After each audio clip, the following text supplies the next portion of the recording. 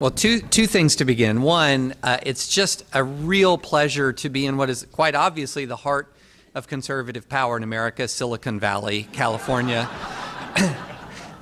and two, I'm so surprised there's just a lone Marine in here. But I'm convinced he could take half of us, not the Army half, not the Army half.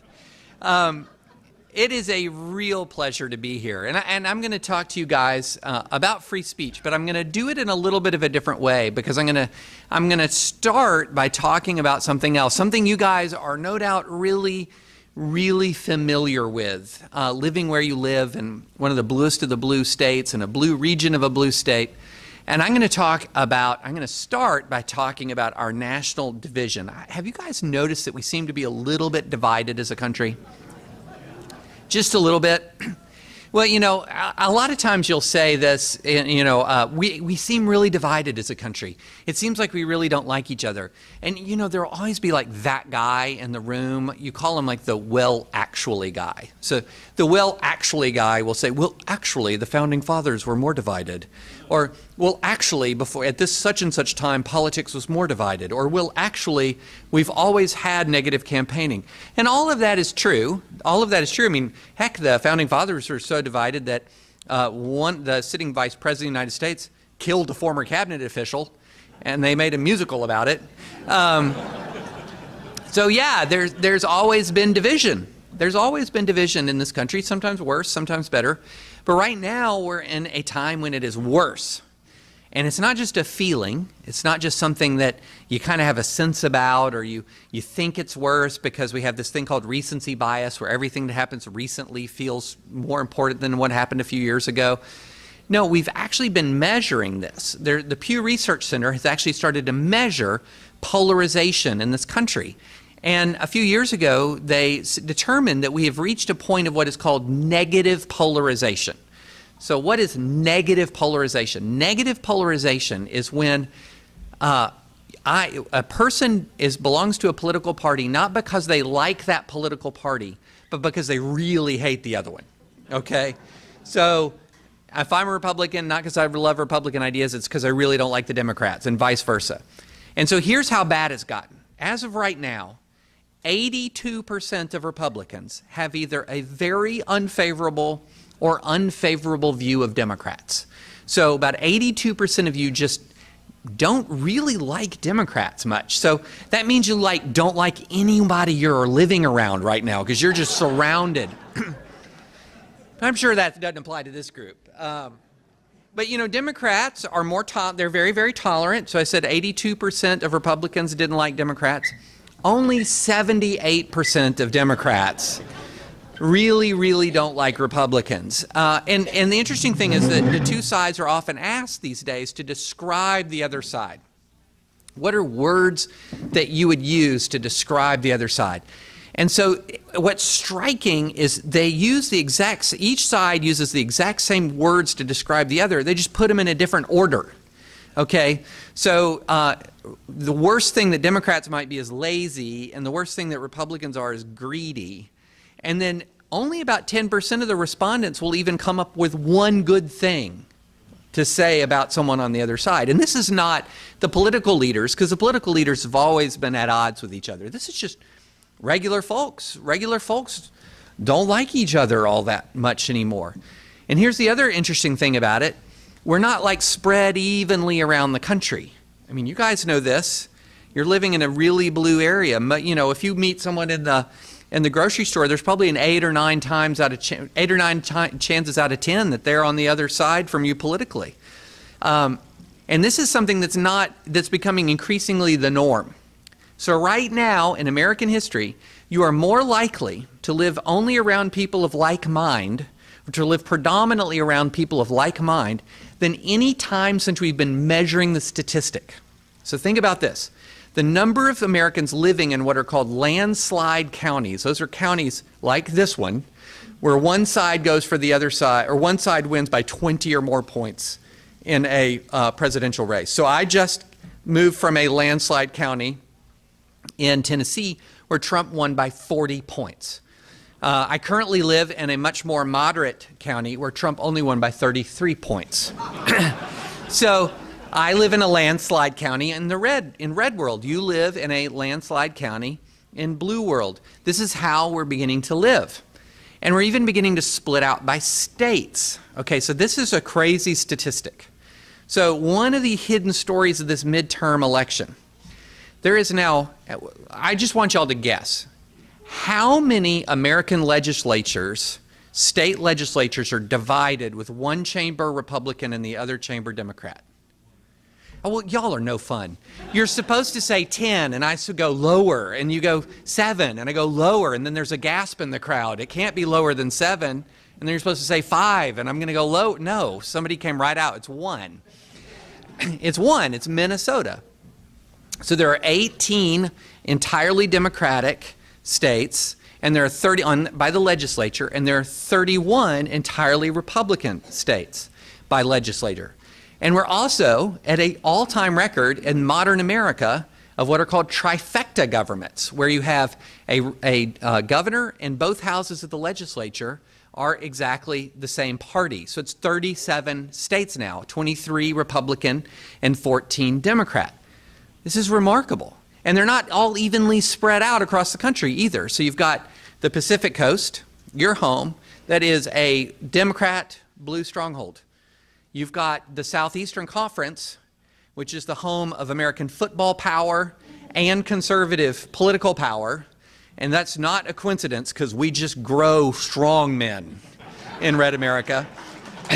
And that area has been red for a generation, more than a generation now. And then you've got sort of the greater New England area. So we're divided by region, we're divided by state, we're divided by county, and we don't like each other. Other than that, everything's awesome. Everything's just great. And it's going to get worse. It's going to get worse. And how do we know it's going to get worse? There is this concept, and this is such an important thing that if you don't remember anything else I say today, remember this, because you will see this come true in front of your eyes day after day, week after week, year after year. There is this concept. It was at first articulated in a Harvard Law Review article in the 1990s that nobody read. If you want to make sure that nobody reads anything you write, put it in a law review. But I'm just that big enough of a nerd to have read it. And it transformed my view of our condition as an American people. And the article was about something called the Law of Group Polarization. Okay, the Law of Group Polarization. What does that mean? Okay, so what that means is when people of like mind gather, if people who think the same way gather together, the common expression of their shared views, in other words, the way they believe as a group, is going to get more and more and more extreme. Okay? There's not going to be any check on their extremism. They're going to encourage each other. Here's how it works. So, for example, this front row here looks like a bunch of great Second Amendment loving Americans. Okay? If we got together for dinner and we started talking about threats to the Second Amendment, which, like, California is basically one big threat to the Second Amendment. If we started talking about threats to the Second Amendment, if we started talking about, our arsenals we have at our house, do you think we're going to end that day going, you know what, we just need more common sense gun control? No. No, you're going to end that conversation being so fired up, you're going to be racing to Nevada to buy a legal AR-15. So when people of a common point of view get together, they get more extreme. And we've seen this happen all over the United States of America in all kinds of issues. We've seen it in cultural issues, where we went from 2 genders to 57 in 9 seconds. That's what it felt like. I mean, I think last year I could say that a man can't get pregnant without being a bigot. Like, I thought I could last year, but I cannot say that this year. Like, that's a kind of a big change. Like, that's sort of a big thing. It just happened. We didn't really have a conversation about it. It happened. Think about this from a policy standpoint. It was not very many years ago that there was a single payer bill that was introduced in the Senate. It had one sponsor. He wasn't even a Democrat. He was this grumpy senator, independent, socialist kinda, that nobody really knew much about, named Bernie Sanders. He introduces a single-payer bill. It goes nowhere. The Democrats throughout the Obamacare fight, tooth and nail. We're not for single payer. We're not for single payer. We don't want single payer. We don't want single payer. Now, every one of the leading Democrats who is seeking the presidency has endorsed single payer. That's not a small change, guys. That's a huge change. That is an enormous change. That involves well over 10% of the U.S. economy kind of change. That's a huge, huge change. And it's not confined to the left side of the spectrum. On the right, where the right controls, things have changed big time also. So a lot of people will say, well, the left wins the culture war. I hear that all the time. The left wins the culture war, we lose the culture war. And I've started to change my response to that. I say, it depends on which culture war. So if it's the culture war over, say, same-sex marriage, yeah, the left won that culture war, won it big time. But if it's the culture war over, say, gun rights, the right has won that in a rout.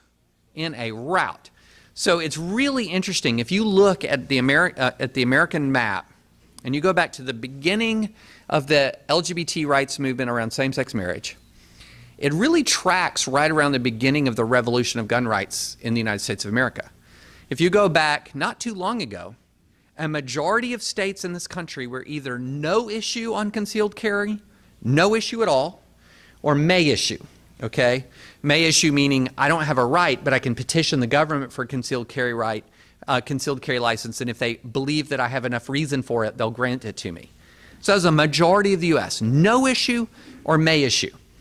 You fast forward about 20 years, and the 100% of the country is either shall issue. In other words, if I pass my background check and I take my class, I have a concealed carry license, and a very few are may issue. And then there's the rise of this other thing called constitutional carry. Okay, constitutional carry. If I went to a hipster coffee shop in Brooklyn and I said, hey guys, y'all know what constitutional carry is? They would say probably number one, no. And then number two, they'd say, explain it to me. And I would say, what constitutional carry is the concept that the Second Amendment is my carry permit. They would lose their ever-loving mind at that. That is extremism. That is nuts. That is crazy. Are you serious with that? I'm so serious it's now the law in 14 states. That's amazing. So which culture war? Which culture war? But if you had talked to a group of gun rights activists 20 years ago, finding one person in that group who had advocated for concealed carry, for constitutional carry would have been tough. Would have been tough. It would have not been registering on their mind. It would have registered on the mind of maybe some far-thinking people in the NRA or in other Second Amendment circles, but just a general average rank-and-file Second Amendment advocate, no. But people of like mind gathered, and the common expression of their shared view moved significantly. So what does that mean? If we're divided blue, and if we're divided red, it means we're running away from each other. We are sprinting away from each other. And now, here's what that means. Now, you're saying you've not said one darn thing about free speech. I'm getting there, I promise, okay? So have you noticed something in our free speech battles?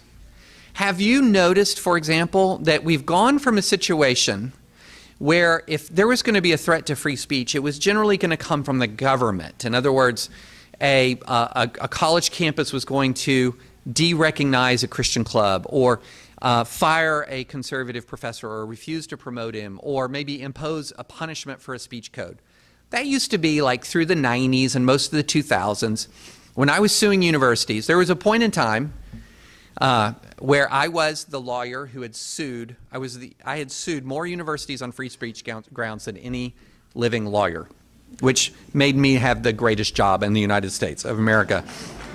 And so I would sue again and again and again these schools that were imposing these incredibly absurd policies on students. I mean, so absurd. Do you want to know how absurd? Okay, so you have to promise me something though, because I'm going to tell you a policy I sued to overturn, but you have to promise not to think about it too hard. Don't think about this too hard, or it will tear a hole in the space-time continuum. Okay, and you're going to see why when I say. The policy I sued to overturn said this: acts of intolerance will not be tolerated. Okay? So wait a minute. Wait a minute. So if I don't tolerate intolerance, I've just been intolerant, and that can't be tolerated, and but then I can't tolerate not tolerating that. So stop it. Just stop. It's like looking at two mirrors side by side. It's like this infinite loop of intolerance. So this is the kind of thing that we dealt with until we began to, not just me, but an awful lot of free speech lawyers across the United States began to beat back this wave of state official censorship. To the point where, honestly, if you look at the state of First Amendment law in the United States of America, you're more free from government interference with your speech than any other generation in American history. I said government interference with your speech.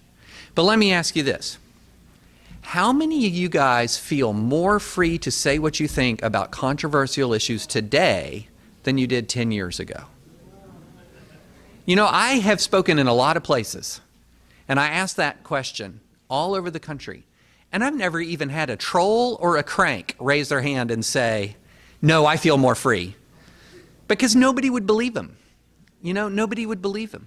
The fact of the matter is that Americans right now, particularly those Americans who hold views that are at odds with the prevailing cultural forces in the academy and progressive corporations, feel as if they raise their voice, they will lose their career, they might lose their livelihood, they might lose their business without the government lifting a finger.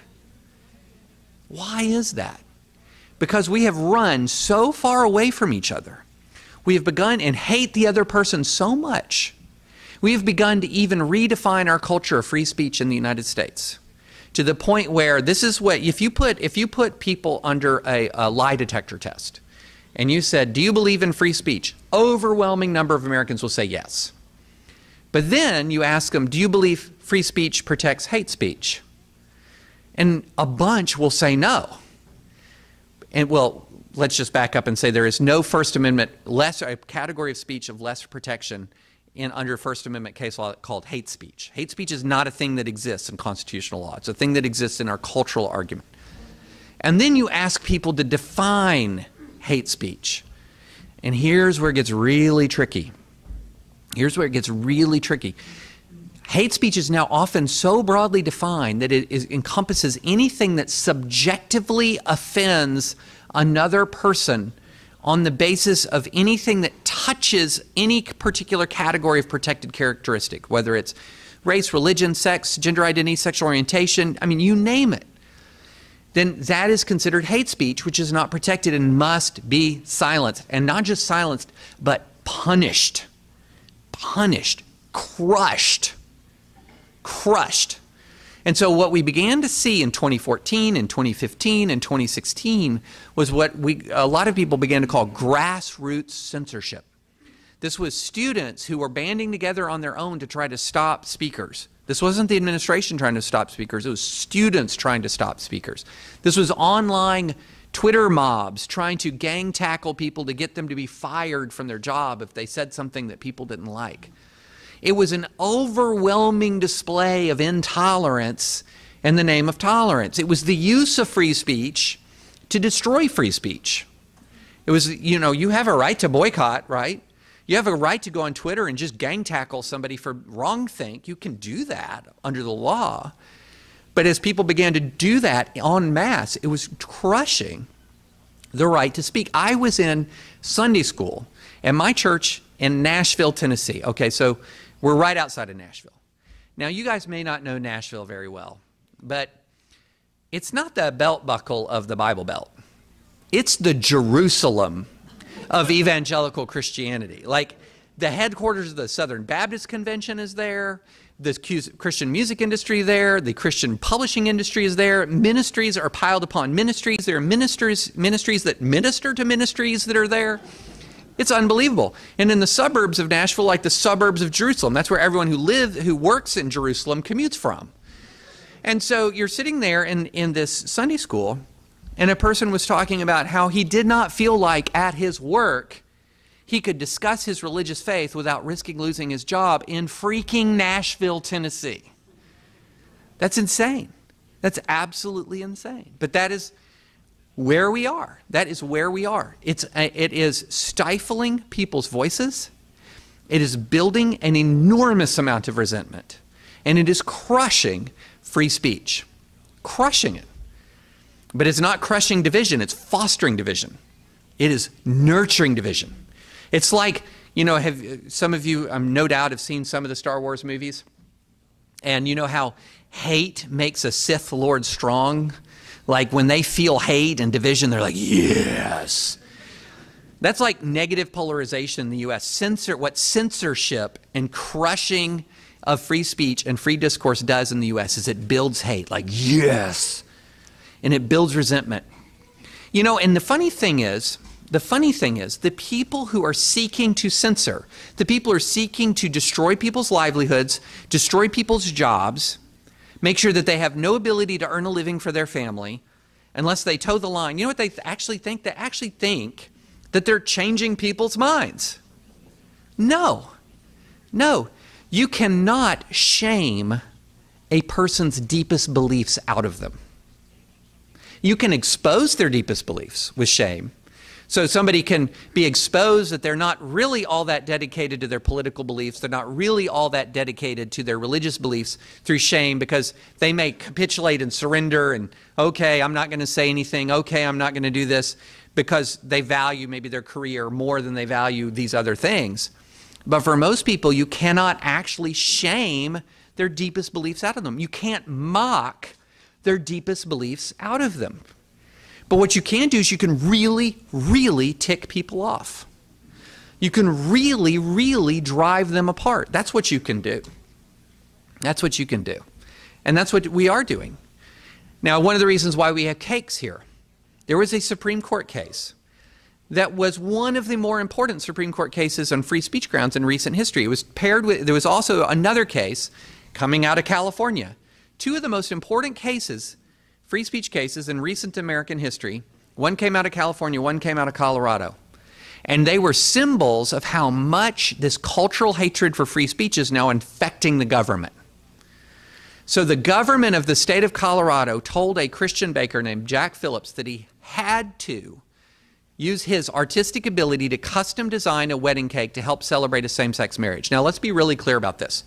A lot of people all over the country call Jack Phillips like he wanted to bring back Jim Crow. Jack Phillips wanted to bring back segregated lunch counters. No, he served every category of person who came into his store. He did not advance every message. There's a big difference. This guy's a serious Christian dude. Like, I consider myself a serious Christian dude.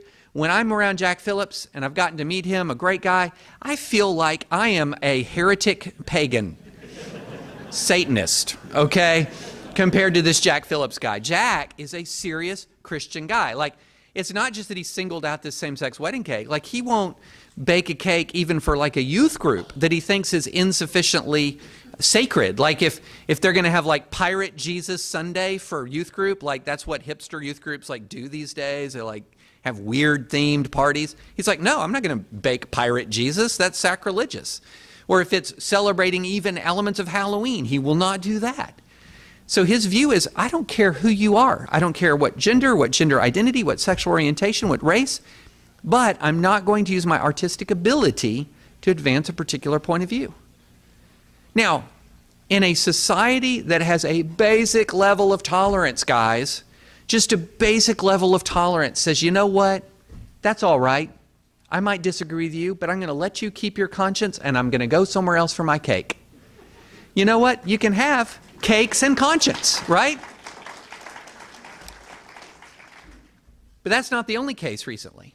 Here in California, the California legislature passed and the governor signed a bill into law that required crisis pregnancy centers, pro-life pregnancy centers, to advertise for free abortions.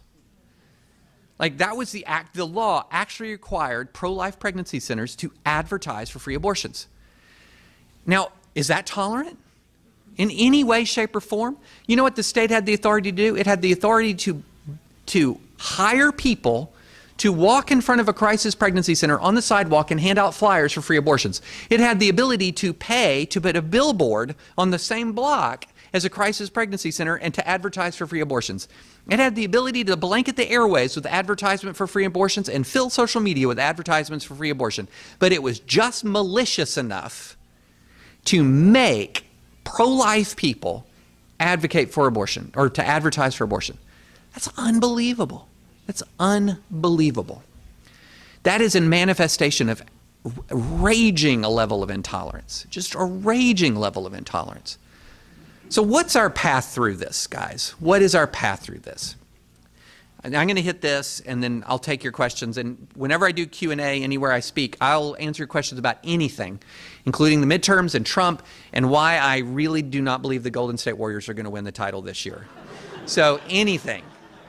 Because as much as I know about the First Amendment, I know 10 times more about NBA basketball.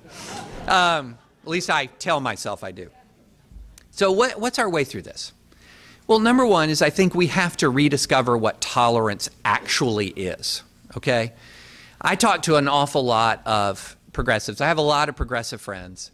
And one of the hallmarks of progressive Americans is they take a great degree of pride in being tolerant and loving people regardless of their race, sex, gender, sexual orientation, gender identity, you name it, ethnicity, nationality, religion. And that's to their credit. That's to their credit. I'm not making fun of that at all.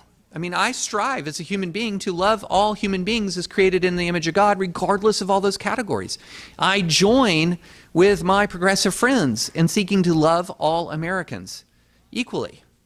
But one of the things that I will say is I say, you know, they'll say, I'm tolerant because I love gay, straight, black, white, you name it. And I say, well, what's wrong with those people? And they go, what do you mean what's wrong with those people? There's nothing wrong with those people. Have you not heard anything that I've been saying? And then I go, well, what are you tolerating? Because what is tolerance? But it implies that there is something wrong to tolerate, right? It implies that there is something I don't like to tolerate.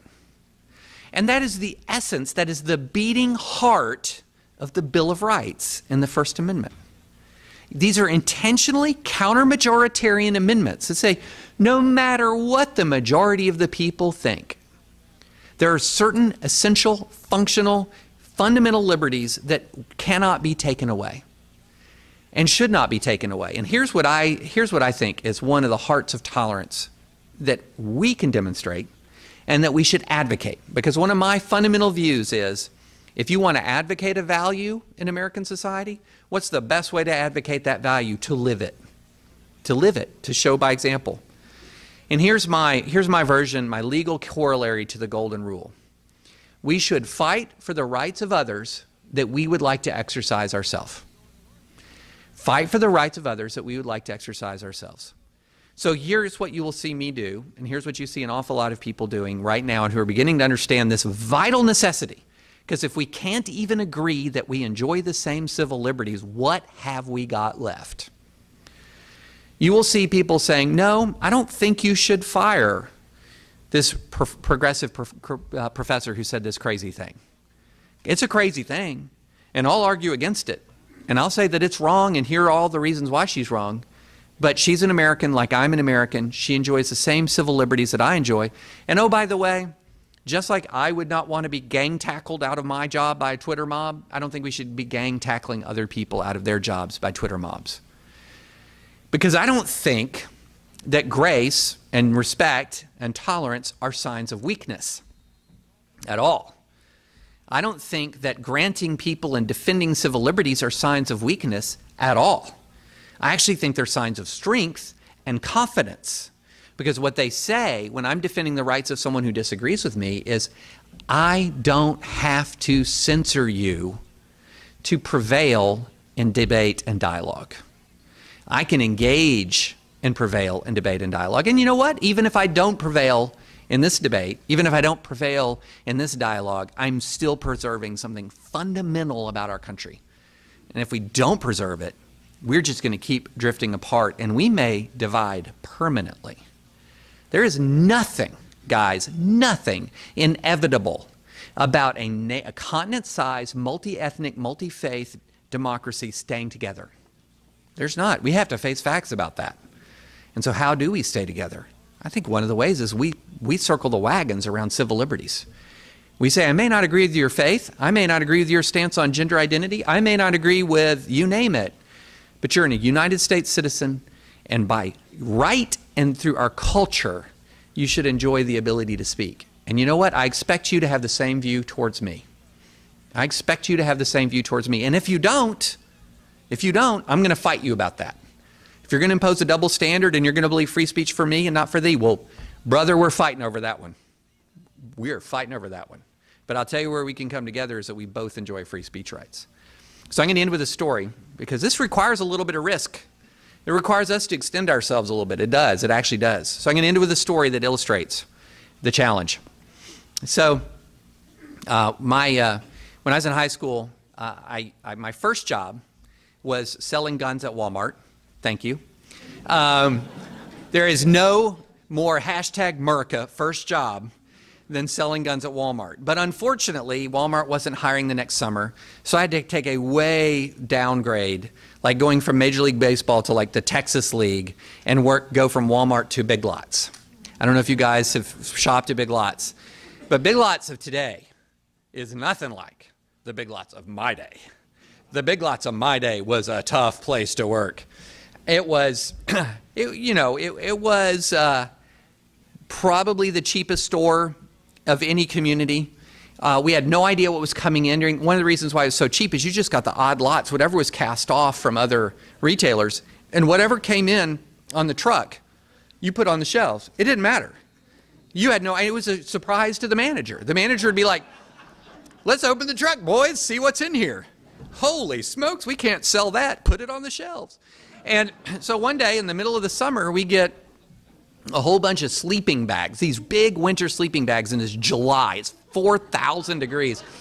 But by golly, we're putting those things on the shelves. And I'm working with my friends, and we're all teenage guys, which means we are completely idiots and stupid. I mean, that's just a fundamental condition of teenage malehood. And so we're putting these things up, and one of my friends says to me, I bet you can't fit in that box. It was a big, a big sleeping bag box. And I said, of course I can. Well, show me. Why would I do this? But, anytime a guy says to another guy, show me, you're going to do it. I bet I could approach some of the seasoned gentlemen here who have had combat tours, full careers, and double dog dare them to do something, and by golly, they're going to do it, even how ridiculous it is. It's just something in us. And so, show me. I stand up in the box. It came out to about my waist. I said, see, I can fit in the box. And then my other friend says, manager's coming, hide. Well, I wasn't doing anything wrong. I'm just standing in a box. But when a guy says to another guy, hide, you do it. Two things you do. You do the dare and you hide. I mean, so I duck down, and next thing I know, the box closes on top of me, and I hear the unmistakable sound of duct tape. It was all an elaborate ruse to tape me in the box, and I fell for it. I went to Harvard Law School, guys. So I'm sitting there in the box, and I'm being rolled around. I'm on a pallet. They're rolling me around. And at first, it's hilarious. I mean, like, I had to admit, that's pretty funny. But I don't know if you guys remember the last time you were sealed in a cardboard box. It might have been a while.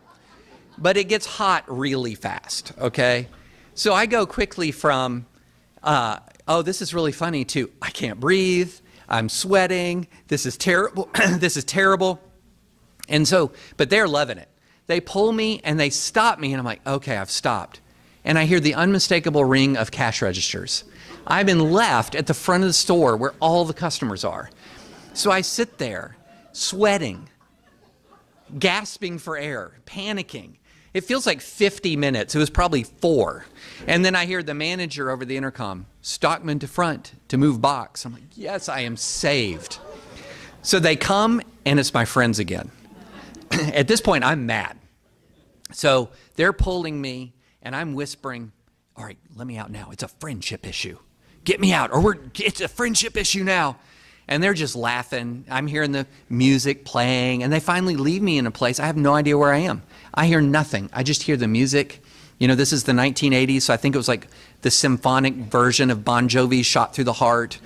And I'm just, I don't know what to do, but I cannot stay in that box. I've got to get out of that box. And so I realize I have no choice, but I have to explode out of it. Like, I can't claw my way out like some zombie lurching from the grave. I'm going to just burst out of this thing. And so I bend down, and you have to, when you're bursting through thick cardboard duct tape, you have to yell. You have to, yeah! So I go, yeah! And I explode out of this box, and I've got duct tape hanging from me. And all I hear is, ah! I'd been left in women's lingerie. And I get out in front of this elderly lady who's holding a bra up. And it's just me and her, and I'm wearing my orange Big Lots jacket, and I look at her and I go, can I help you?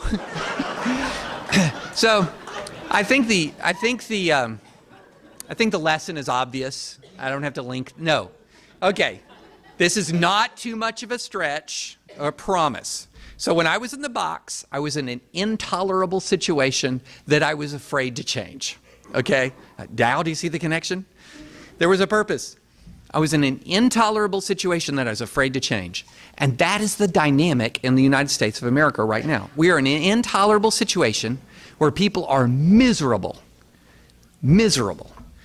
Do you know how many of the people on the polar opposite sides of the spectrum are sitting there loving life right now? Some are happy warriors. But I look out at this country, and I have spoken from coast to coast, north to south, and I am not encountering a whole lot of people who are loving the shape of the country right now. But I'm also encountering a whole lot of people who are afraid to change the current dynamic. They're afraid to change the current dynamic. And one way to do it is defend free speech. One way to do it is defend that fundamental civil liberty, our first liberty, free speech, religious freedom. Those are our first liberties. They were so important. They were so important that the founders would not agree to ratify the Constitution of the United States of America unless we included that Bill of Rights. That's how important they are. And if we can't unite about that, if we can't defend that, if we can't circle our wagons around that, what have we got left? And I would say not much, not much. So I would encourage you guys to be warriors for free speech, warriors for free speech. And you should go into that marketplace of ideas with every amount of confidence. You should have confidence in your ideas, and you should have confidence in the wisdom of the founders. And that is a recipe, maybe, possibly, for breaking out of this box. So thank you guys very much, and I'll take your questions. The first question has to do with the Second Amendment. Okay. And universal background checks, they sound reasonable, but what's the downside or the threat to the Second Amendment with universal background checks, if any? So we have to be really tricky about that phrase, universal background checks, because the fact of the matter is if you're buying a weapon from a licensed dealer, you're getting a background check. You're getting a background check. What universal background checks usually apply to are what were called private sales, sales between private individuals within a state, okay? And the problem with the universal background check requirement is it's onerous without any results. So I'm very dubious of gun control that imposes obligations on law-abiding citizens without providing any corollary benefit, public safety benefit. Because one of the issues with universal background checks is an awful lot of these transactions, it's not easy or feasible, or if it's not immediately easy and feasible, people will just skip it. They'll just skip it. And so what ends up happening is you have a legal regime that is, in many ways, very difficult to enforce, that creates a sort of a new class of criminals without providing any corresponding benefit. Now, I'm very fine with closing reporting loopholes in existing background checks. I'm fine with all of that. But our real issue with gun violence is not a lack of background checks. Our real issue with there are three kinds of gun violence that are real problems right now: standard criminal gun violence, suicides, and mass shootings. With suicides is a different issue, but with standard criminal violence, what we're dealing with is by and large a population of people who are already obtaining their guns illegally. They're already getting them illegally. And so the expanding background checks won't make any material difference with people who are already obtaining their guns illegally. And when it comes to mass shooters tend to obtain their guns legally. And it won't make a difference there either. And so one of my questions is, what difference will it make in exchange for creating a different bureaucratic hoop for people to jump through, and possibly criminalizing citizens who don't know or don't understand quite how to follow the law. Okay. Thank you. One of our members wants to know, how do you think the Kavanaugh court ruling on the state's right to ban abortion? Do you think there'll be a difference with Kavanaugh? Okay, so that's a great question. In other words, will the Kavanaugh court overturn Roe? Right. And if Roe is overturned, just for total clarity, that does not mean that abortion is ended in the U.S. It just means that the issue returns to the state. So California would likely continue to have the exact same abortion laws it has today. Texas and Mississippi and Tennessee would immediately pass additional abortion restrictions, and they would be able to if Roe was overturned. Boy, the question isn't so much, in my mind, will Kavanaugh vote to overturn Roe? Of that, I am mildly optimistic. The question, will Roberts vote to overturn Roe? And would he vote to overturn Roe on a 5-4 vote?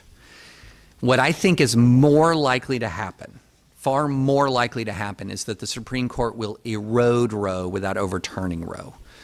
And they'll probably use the legal framework of Planned Parenthood versus Casey to do it. So in that case, in the early 1990s, said that the right to abortion is protected from an undue burden. And that phrase, undue burden, is not self-defining. It's whatever the court says it means. So what you'll see happening likely is a series of ever-tightening abortion restrictions being passed and going to the Supreme Court and being ruled acceptable without the court actually deciding whether or not to overturn Roe. They'll tighten the screws, but they likely won't overturn Roe. That's my best guess, but that's just a guess. I mean, I would love to be wrong. I would love it if there was a 5-4 vote to overturn Roe and Kavanaugh wrote it. I mean, that would be, you would see me doing cartwheels and back handsprings across wherever city I'm in at that time, and that would be fatal to me, but I would do it. But that's a tough thing to guess. If you made me guess, I would say they're going to allow for tightened abortion restrictions without touching Roe. So now I think this might be a softball for you, but I like you so much that I think you'll enjoy this one. Why is refusing to bake a wedding cake for a gay couple different from refusing to rent a hotel room to a black couple? Oh, that's easy. Okay. So public accommodation law was created for the purpose of preserving access to essential services. So this dates back to Old England, actually. So public accommodations law was born around the notion, for example, in English times, if you're riding from one town to another and the only inn in the way station in between turns you away, you're exposed to the elements. You could die. So that's sort of the genesis of public accommodation law. It's built around the notion of essential services, things that are essential to life. Food, not dessert, but food, shelter, and then access to those things for which the state had a monopoly. Or the state had granted a monopoly. So for example, the Crown would grant a monopoly on a certain river crossing or port. And so once the monopoly was granted, then you couldn't turn people away. So when the original Civil Rights Acts were passed in 1964, it's interesting. They focused on those traditional areas of fundamental sustenance because it was known at the time that a public accommodation law was an infringement on property rights. Like the default position is if I own a place, I get to decide who comes in the place. That's sort of the default. But there was such a pervasive deprivation of essential services to African Americans that our country overrode that default on, and you look again at the Civil Rights Act, and it was these essential services. Can I lay my head at night? Do I have a place to lay my head at night? Do I have a place to get nourishment and sustenance and food?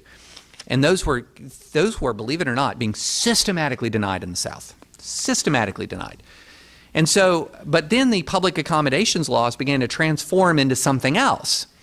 So there's no doubt, and there is not a community that I know of in the United States of America that would say, for example, to a same-sex couple, you don't have anywhere to lay your head at night, you don't have anywhere to eat.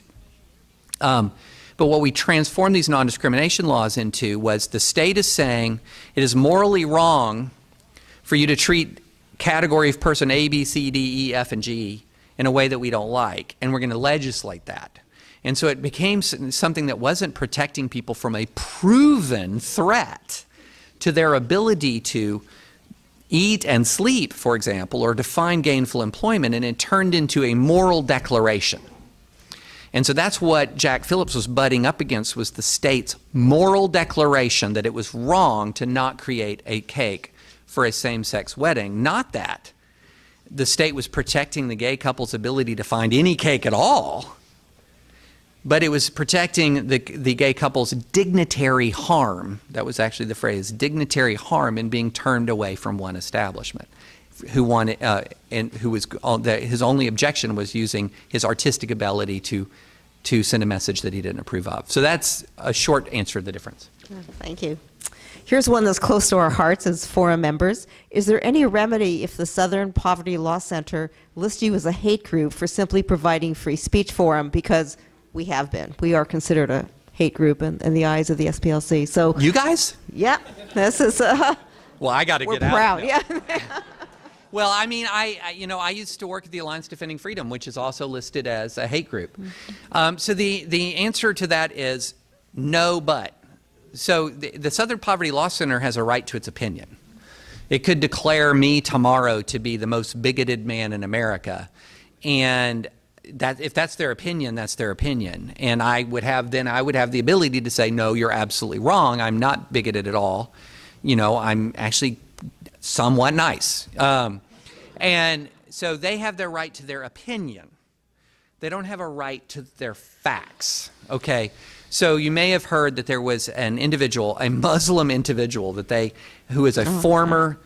He was a former Islamic fundamentalist who has then started his own foundation and organization to try to bring people out of Islamic fundamentalism and radical Islamic theologies and into more moderate and mainstream Muslim theologies. And they called him anti-Muslim. He's Muslim, okay? And so he sued and they settled with him. And it turns out that one of the problems was they just asserted things that were factually wrong. Okay, so no one is entitled to their own facts. They're entitled to their own opinion. And if the Southern Poverty Law Center says, you are a hate group because you said X, and I did not say X, I can force them to change that I did. And if they did it because I'm somewhat of a public figure, it'd have to be malicious or reckless that they did it. If I could prove that they were malicious or reckless, then I could recover damages. But that's the basic rule of the First Amendment, is you are entitled to your own opinion. Even if your opinion is crazy and wacky and weird, you are not entitled to your own facts. And if you assert things that are factually incorrect, you are vulnerable. And so that's the difference. Do that there. You have a fan in the group. Somebody says they enjoyed your article about Pete Davidson and Lieutenant Commander Congressman-elect Crenshaw, but do you think Davidson should have experienced an outrage over, quote, a joke? So your thoughts on that? You know, so Pete Davidson joked that Lieutenant Commander Dan Crenshaw, who at the time was still running, he hadn't won his race yet. Do we all know the story? I don't mean to jump right Saturday Night Live. So it's a Saturday Night Live comic, this young guy named Pete Davidson, who's a very irreverent guy. His comedy is just sort of like a lot of comics, is very bleak and irreverent. It's kind of funny. But he joked that Lieutenant Commander Dan Crenshaw, who has an eye patch because he lost his eye on his third tour in Afghanistan, when an IED went off and killed a friend of his who's an interpreter and seriously wounded him, he had to fight to see with one eye. They had to extract a copper wire from his good eye before he could see. It was awful. So, of course, Pete Davidson makes fun of his appearance. He does this thing where he made fun of politicians, and he said he looked like a pirate in a porn movie. And then he goes, well, he lost his eye in the war or whatever. And so a lot of people got really angry. So my general default position is, I'm just not going to get angry, okay? Now, of course, it wasn't directed at me, but my general default position is I'm so tired of the cycle of outrage. So I did not pay much attention to it, honestly. I did say, maybe I had one tweet taking 9 seconds of effort, but I don't even know if I did that. But at some point, you just got to say, I'm just going to ignore this. Like, I'm not going to use this as the symbol of all that is wrong in Hollywood. I'm not going to use it. But the way our outrage cycle works is, if you're a politician and some liberal comedian says something really, really unfair about you, it's like a gift from heaven. It's like you're one of the only Republicans in America that gets to be an aggrieved victim, you know? But Crenshaw had an opportunity to just swing away. I mean, just swing away at Pete Davidson, and he didn't do it. He didn't do it. He said, I try not to offend. I try harder not to be offended, which is a great life motto, by the way. And he said, but it just was a disappointing joke. Like, not that I'm offended. It was a bad joke. And then, that's the line he stuck with. And then Saturday Night Live reached out to him and said, Pete wants to apologize. Will you come on the show? And so he comes on the show, and Davidson gives a sincere apology. And then, because it's a comedy show, then Dan gets a chance to take a few shots at Pete. And he, does things like, here's Pete Davidson. He looks like if the meth in Breaking Bad was a person. It gets, more brutal than that, and Davidson takes it in good fun. And then Crenshaw does this. So cool.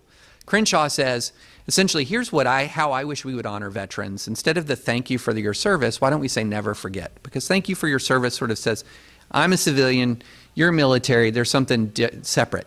But never forget says, we're all in this together, and I'm remembering, you're remembering. And then he turns to Davidson, and he says, and we never forget those who lost their lives on 9/11. Like Pete's dad, who was a firefighter, a hero who died trying to save others when Pete was 7 years old. I mean, that's a crushing thing for a kid to go through. And so what did Crenshaw do there? That's grace, guys. Like, that is grace. It was remarkable. And, here's the cool thing. If you watch it closely, as soon as Crenshaw says something about Pete's dad, you can see Pete, like, it's a jolt. Like, I'm sure they rehearsed it, but in the moment, it was just very powerful. And that was great. So Pete wronged Dan Crenshaw, and Dan Crenshaw repaid that with kindness and honoring Pete's father. It was a powerful moment. It was powerful. And it went, viral beyond viral. I mean, it was 6 million people watched the YouTube within 48 hours. It was really a powerful moment. And that's Dan Crenshaw. He's 34 years old. He's a former Navy SEAL. He's a freshman congressman. And as I wrote, I mean, if that guy is, a young guy, one of the futures of the conservative movement, then, that's a good sign indeed. So that was a powerful moment. But the short answer is, look, we should all dial back on the outrage meter. But the way in which Dan responded to that was just magnificent. And I think even before the show, he had a line of Navy SEALs don't get offended. Right. That's pretty good, too. Yeah. I like that one, too. Yeah, they've seen worse. Yeah, they've seen worse. Right. And, well, because this is California, it was, I guess, just a matter of time this question would come up. Would you see the federal government dropping its prohibition of marijuana? Yes. Soon. So I think it will happen in the next, I think it will happen probably the next Democratic president, if not before then. I would see a majority in the Senate. I don't see a filibuster on that. I would see a majority in the Senate relatively soon. Heck, in Tennessee, remember, the Jerusalem of the evangelical movement, there was a medical marijuana bill pending, very close to passing. I could see it passing in our next legislative session. I just don't think I think that is an issue that is, the number of people who feel passionately against it and are willing to vote on that issue is small, and the number of people who feel passionately for legalization and are willing to vote on that issue is more. Yeah, it's a single issue. Well, maybe staying with California, we know that's not necessarily your expertise. There's no reason for it I've written to. a lot of articles about California. Yeah, good material. Well, liberty-minded folks were and have been for years here, and there's a miserable failure in state elections. I was talking with some friends before we came on, and in the last election, I don't think there's one Republican statewide, starting from the top all the way down. What can we look for electable candidates, or are we just doomed? Man, I will tell you this. This top two system was like one of the most infernal creations designed to make the GOP not just a minority party, but like a rump party, barely relevant. Because what you did is exactly this. When you have a situation where, think about this, in 2016, it was almost 2-to-1, the Hillary votes over the Trump votes. So what you're talking about is a situation where it is incredibly difficult to get a Republican on the statewide ballot, period. That is a system, that was advertised as more democratic, Yeah. Here's the thing. You hear a lot of stuff about, we got to save our democracy, we got to save our democracy, we got to save. It's a republic. It's a republic. It has elements that are quite intentionally very democratic, and it has elements that are intentionally anti-democratic to preserve liberty. The Bill of Rights has nothing to do with democracy right now, guys. It's there no matter what a majority of any jurisdiction says, unless you have a super-duper majority to amend it out of the Constitution. So one of the things I'm looking at is, when I'm looking at something, I'm not thinking, what is it that advances democracy? I'm thinking, what is it that advances the American constitutional republic? And sometimes, in some contexts, that means democracy. In some contexts, it means counter-majoritarian. And so one of the things that we've seen is this huge argument about the Senate. Have you seen this? That the Senate is a tool of white supremacy? Oh. Okay? Jeez. Because, well, no, don't. That's an easily misunderstood clap right there. But what the Senate is a tool of national unity, okay?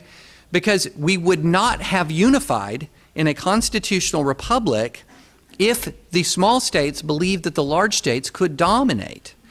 And what would happen if we removed the Senate? We would have exactly the problem that the founders wanted to prevent. The founders wanted to prevent essentially a situation where very large states ruled the entire nation almost as if the rest of the nation was their colonial fiefdom. Because it's a big country with varied geography, varied ethnic compositions, varied religious compositions, and that big country, elements of that big country must have representation. And it was so important that Article 5 of the Constitution says you can't change this. You cannot change the equal representation of the states. So my answer to Democrats who say, well, we've got a problem with the Senate map, run better candidates. It's not always been the case that the Democrats lost small states. They used to win small states, a ton. So you know what? When you have an unchangeable constitutional situation, rather than writing op-ed pieces saying that this is white supremacy in action, which it's not, because in fact it was some of the slave states that did not want equal state representation, because they had artificially inflated their population, not from artificially from an actual population, but artificially from a political representation standpoint. And so they had all these people that they denied voting rights to, but they wanted to have counted to give them more power over the rest of the country. That was not a good thing. And so it was northeastern states like New Jersey who said, no, no, no, no, no, no. You do not have, because slavery was a big issue back then, slave power should not have disproportionate power in the United States. So it's exactly the opposite of the reality that this was a tool of white supremacy. It was in fact a way that some of the free states helped check the power of the bigger slave states back in the late 18th century. So this was fundamental to the creation of the country. And if you think that it would be a sustainable situation to have basically New York, California, Los Angeles, and Chicago run the rest of America, that's not sustainable. So I've even forgotten the original question. I got on a roll. Yeah. So anyway, whatever that question was, that's my answer. Okay. That's Great, I did too. We all enjoyed it. There's two questions that I think are somewhat related, and they're kind of sad actually.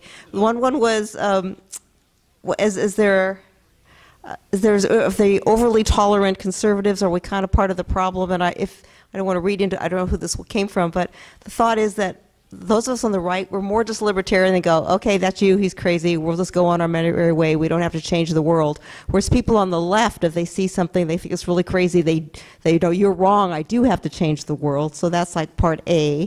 And this one person said that, the Sheik has just signed it, is that feels that if she actually used her free speech in her church, for example, in her social groups, she would be shunned and left lonely. So there you are, do you or don't you? So those two kind of go together. Okay, so let me deal with the second one first, because I've lived this reality. I mean, when I went to law school, I was booed in class. I was shouted down in class. Like, I would make a point and people would try to drown me out.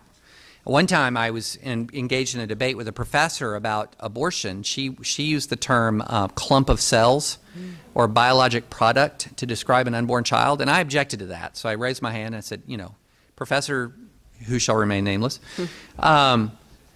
you know, from the moment of conception, an unborn child has a distinct DNA separate from the mother and the father. It is a distinct, different living human organism. It is not a squirrel. It is not a toenail. It is not a tumor. So I understand you're not going to use the term unborn child, but why don't you use the term, a scientific term like fetus, rather than an ideologically loaded term like just clump of cells? Well, she didn't like what I was saying, and she didn't like it so much she started screaming during the actual presentation of my point of view. I mean, literally, ah! And several of the students who kind of followed her and took all of her classes started ah! too. But I kept talking and finished my point, and I'll never forget after the class, I'm sitting there, I'm a little shell-shocked because that happened, and some students came up to me and they said, you know, you raised an interesting position, and I'm kind of rethinking my stance, but it's not because of anything you said. It's if they couldn't debate you, why, you know, why, if they couldn't debate you, why should I have confidence in their view? And that taught me a really important lesson, really important, and here it is. We often judge the success or failure of our ability to persuade by our ability to persuade people on the opposite end of the spectrum, what I call the unpersuadables. And we forget that there is a much larger audience of people out there that are persuadable to some degree. Maybe their minds are completely open, maybe they're only mostly biased. And so what I'm always thinking about, even though I'm debating all the time people who are unpersuadable, my goal is not to own him. You know, I'm not looking for the YouTube clip, David French owns the libs. You're not going to find that very much, because that's not my goal. My goal is not to own, my goal is not to trigger, my goal is to persuade. Because I want somebody who comes into a meeting who's not necessarily committed one way or the other to believe that my position isn't just correct, that it's morally preferable. It's not just correct on the facts, it's morally better. It's a position that is more attractive across the whole spectrum. Now, sometimes you're going to feel very, very, very, very alone. And here's the problem there. Usually when you feel that way, you're actually not. But there's somebody else in the room who's too afraid to speak. This is something I encountered again and again. And so one of the things that I encourage people to do is, number one, I'm not saying throw away your career foolishly. You know, if you're working at Facebook, you know, I'm not saying come in tomorrow, you know, and just yell out, Brett Kavanaugh.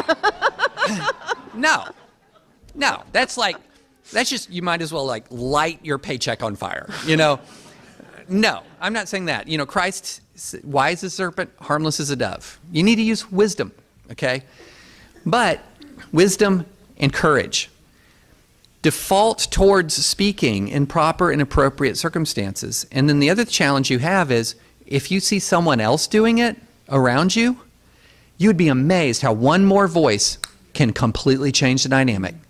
As long as people know they're not ganging up on one, it changes the dynamic. I've seen it again and again. So I have this view. Like, I'm not always going to speak up in every circumstance, but I'll tell you when I will always speak up. It's when I see someone else do it and I feel like they're vulnerable. then they're going to know immediately that they have a friend in that room or they have a friend in that community. I'm going to be there for them. And that is very powerful. So you don't necessarily always have the right and most favorable circumstances for yourself. But when you can see someone else under siege, you can move and you can act and you can make a real difference. That was great. Thank you. And I'm kind of curious about the other part of that. Do we on the right, do we make it worse? Do we enable because we're not, just my view is that we're just not as aggressive as the other side? Well, I do think, I will, you know, I've dealt with these issues and I feel really passionately about this obligation to defend because of what I've seen on college campuses. So I have represented, I've represented professors who feel so alone and embattled that when they call me in their office, they'll shut the door and whisper. So that no one will hear what they are saying. And I will know, because of larger connections and everything, that there are this person, this person, this person, who are as bit as conservative or more than they are. But they won't say a darn word. Not a word.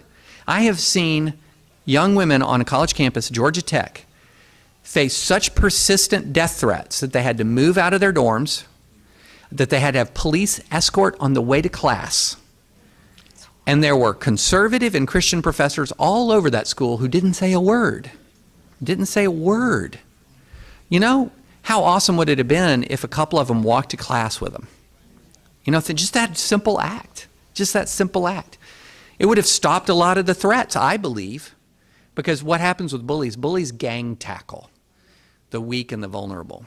And so, yeah, I think that in circumstances we have a tendency to say, I'm afraid, I'm going to back off, and especially a lot of younger people get in that trap because they will say, well, I'm going to back off now while I need recommendations to get into grad school, or I'm going to back off now when I'm early in my career. Well, here's the thing, young guys, and the older guys can tell you this: the stakes only get higher. It's not like, you know, you reach a point and you're 38 years old and nothing matters anymore. I mean, you've got kids, you've got a mortgage, you've got a spouse, and it matters.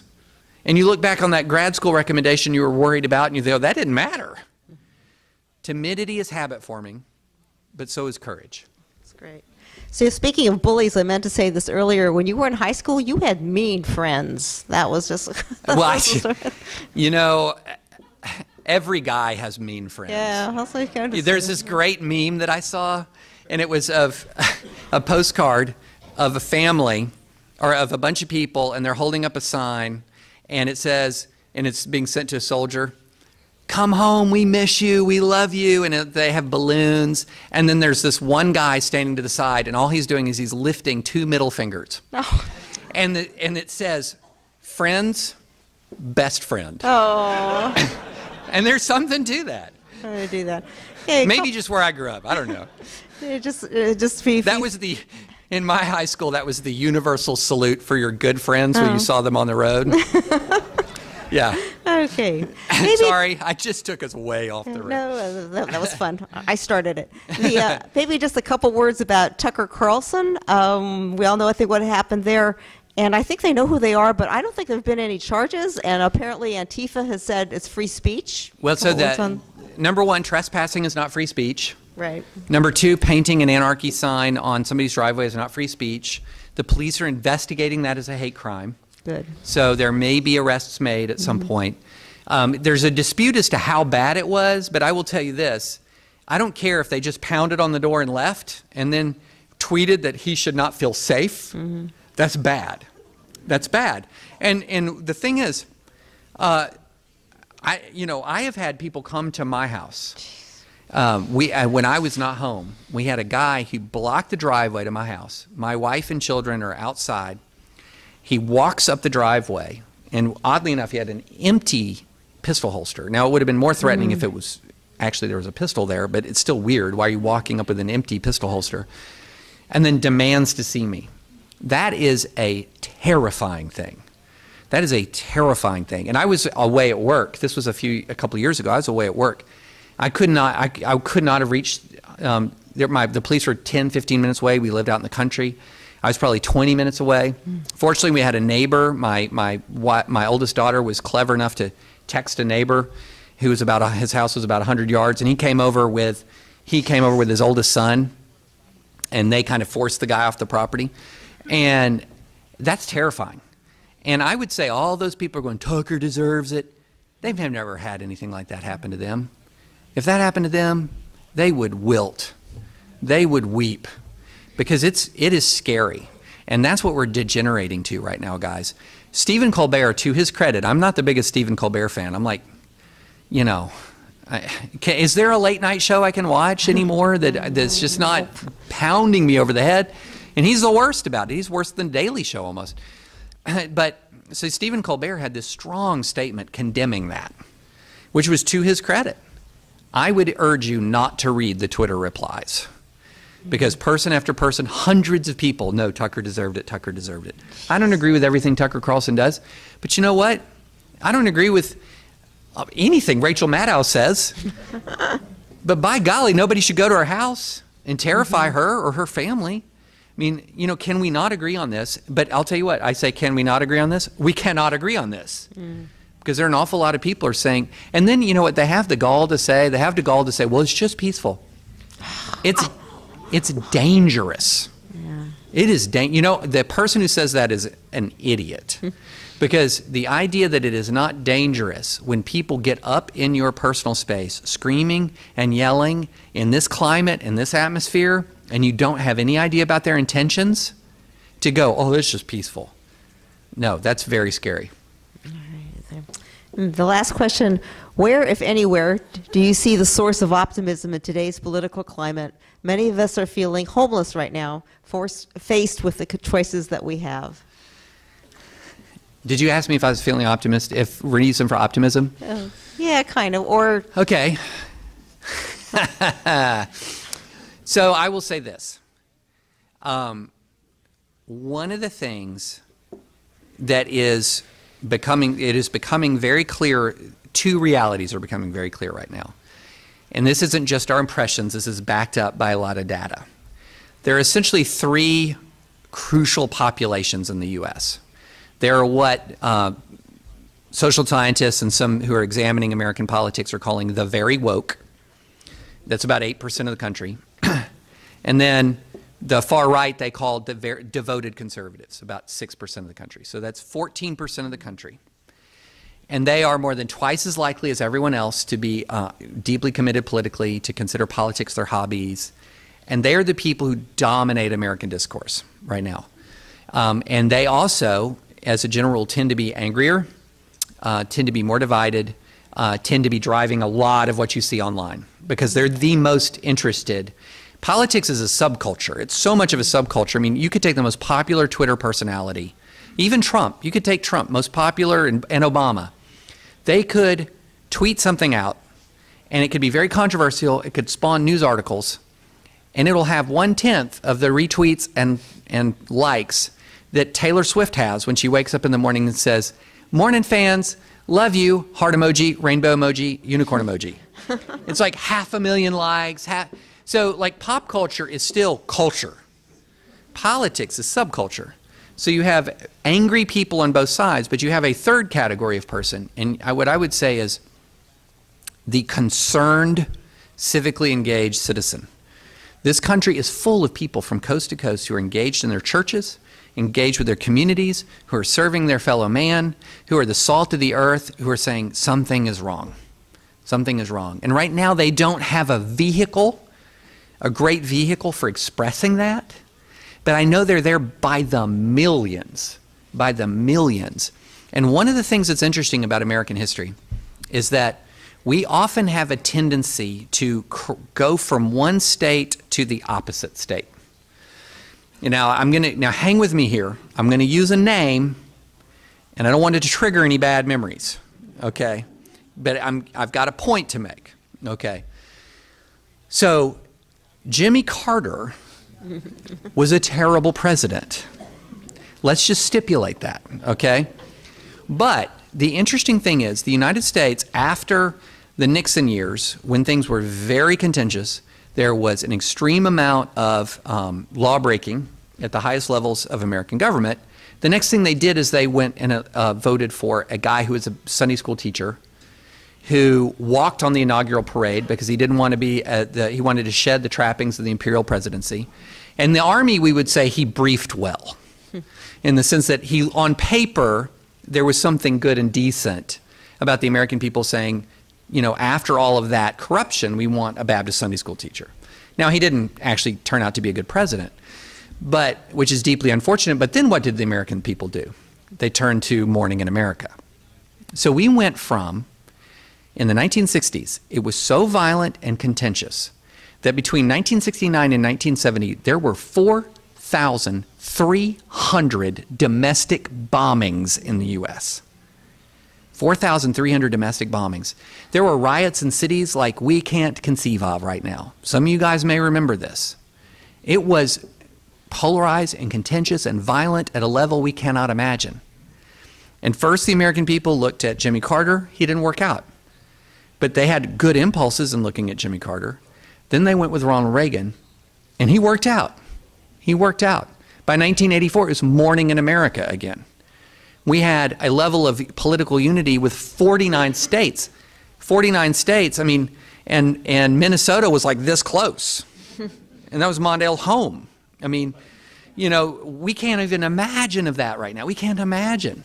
But we went from this era of assassinations and bombings and corruption in the Oval Office and all of this to Morning in America, and we did it in about 10 to 14 years. Now, we may not see Morning in America on the horizon right now, but did they see Morning in America in 1970? No. No. So there are millions of people who long for something different. And when they find their voice, that's when I think we'll have Morning in America. Great ending. Thank you very much. As David French.